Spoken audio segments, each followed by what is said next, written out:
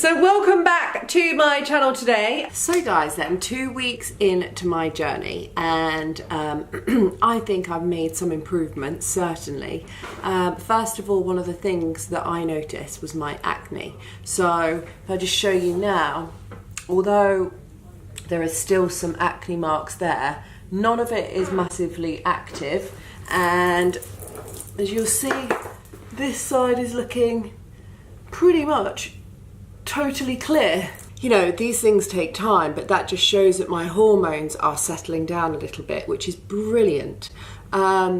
Weight-wise, in 2 weeks, I have lost 0.9 of a kilogram, which I think is just under about 2 pounds, which pound of a week absolutely perfectly fine with me. In fact, I don't care how much I weigh. In actual fact, when I measure myself, unless I measured it wrong, I think I've actually lost ½ an inch in my waist, which actually is pretty significant, I think. I've not been following a super strict, like, calorie counted diet. If I try to follow something that's super strict, I'm counting and measuring everything, it kind of just sends those like crazy signals in your head of deprivation. So I'm really here trying to heal my polycystic ovaries.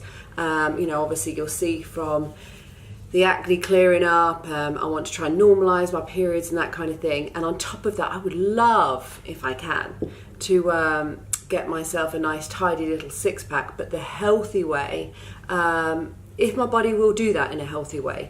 And so I'm just going to see what happens with my body as I'm tidying things up a little bit, which is what I've been doing. So you'll see from my meals the kind of things that I've been eating. I'm going to show you what I ate in this particular day, and it followed a similar pattern.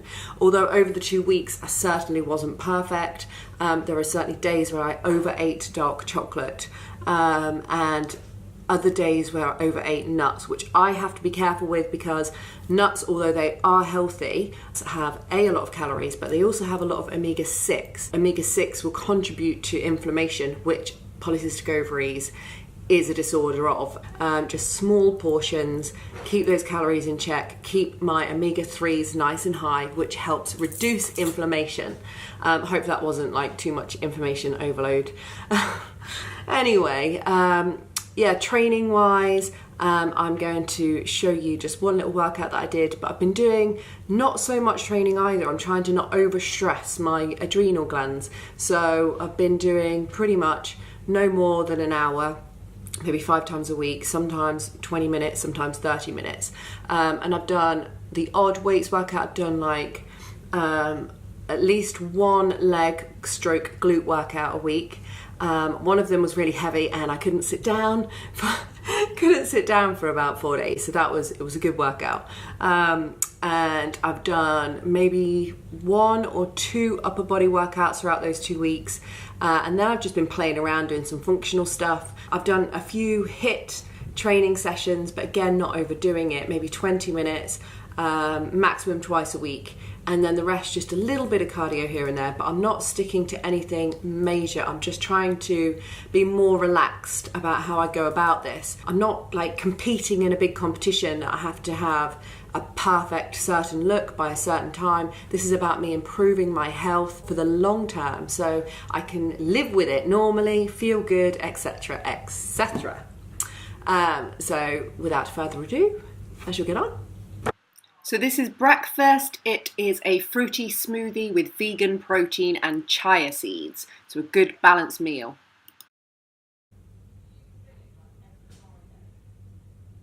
My protein, fats and vitamin C snack was mid-morning. So this is just showing you a few clips from my workout I did. I don't think it was the same day actually. It was the day before. And it was a short workout. I did it with my husband. We did half an hour in the gym, and I think I did a half an hour walk in the morning. Always just trying to be pretty chilled. I'm not trying to put on masses of size muscularly. I feel muscly enough for me. I'm just trying to maintain my strength and my tone. And I enjoy working out. It makes me feel good. So nothing too stressful or taxing with time. So this is a high cable chest fly, and I supersetted that with some high cable bicep curls, so working my arms at the same time. And we did like 3 sets of those, which was fantastic.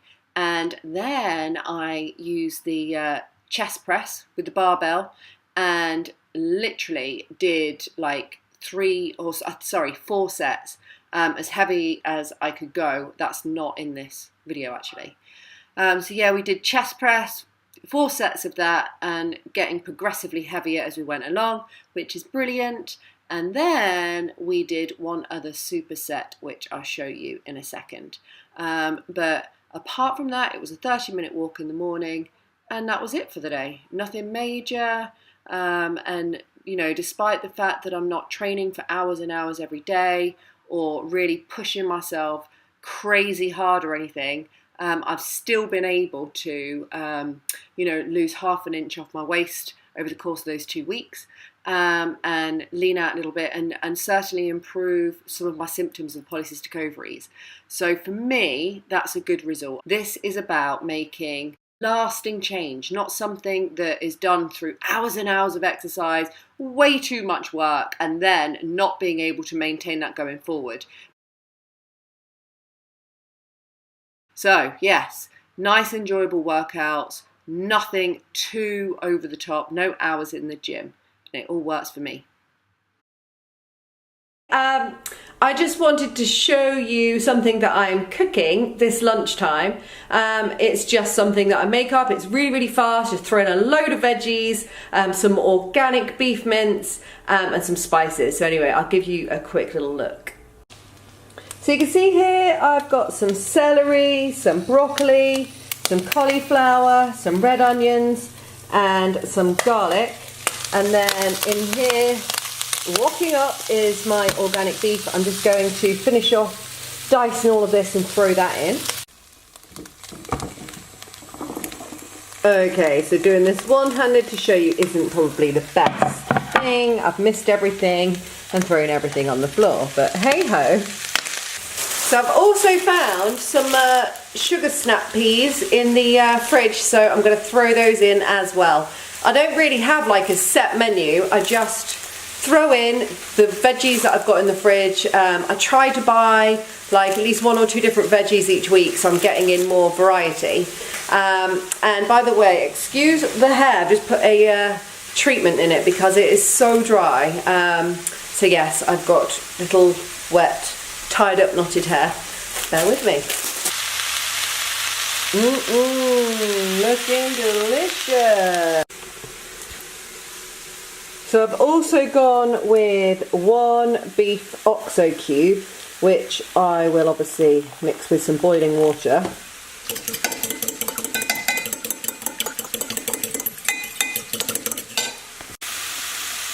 So I pour that in, and then add some mild, or actually sometimes I have the hot one, I don't know why I've got the mild one, some Madras curry powder. Take a look at those ingredients there. I always look to try and make sure they haven't got added sugar in there, and it's just lots of different spices and things. Anyway, add all that in, add quite a nice chunk. So basically I'll stir all of that up. You can see that cooking away down there. Haven't mixed it yet because I'm talking to you. Stir it all up and it will be ready in a couple of minutes. And do you know what? It's really yummy. But it takes, you know, I don't know, 15 minutes if that. And yeah, healthy, yummy, great stuff. Catch you in a bit. So I'm serving up my beef madras with some spinach today.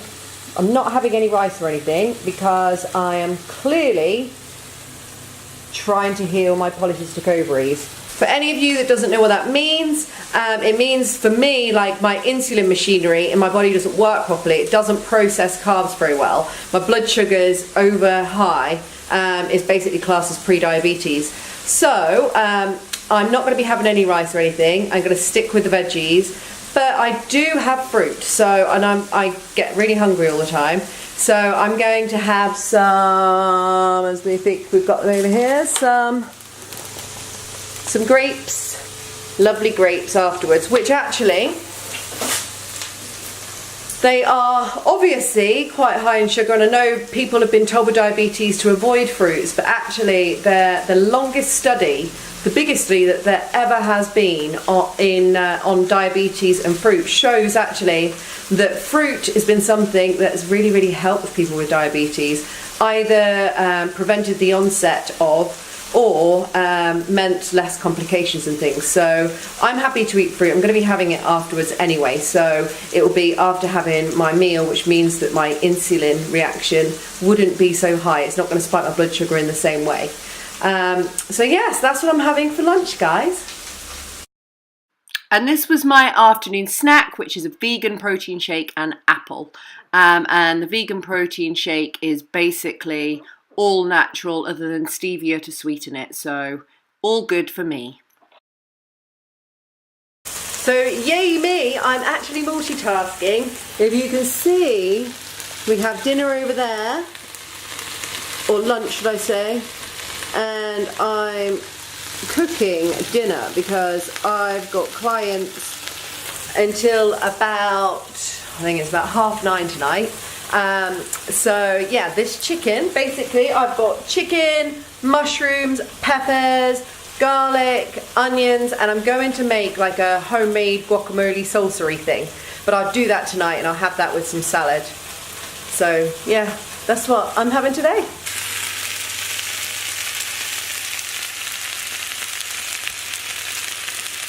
How yummy does this look? Yum, yum, yum. So here's the guacamole salsa-y thing to go with the chicken that I cooked earlier, and I'm going to have that for dinner with some salad leaves. So this is the final piece. This is the lovely guacamole salsa, and this was the chicken that I cooked up earlier with some nice salad leaves. Yum, yum. Always finishing off my day with 3 squares of 85% dark chocolate makes me happy, boosts those happy brain chemicals, full of antioxidants. Great end to the day, guys. So guys, I hope you found this video really, really useful, and of course, if you've got any questions whatsoever, give me a shout, drop them in the comments box below. I'd love to help you guys. Stay with me, stay tuned, subscribe to my channel if you want to continue with the rest of my journey, or if you want, I normally do workouts and all sorts on there.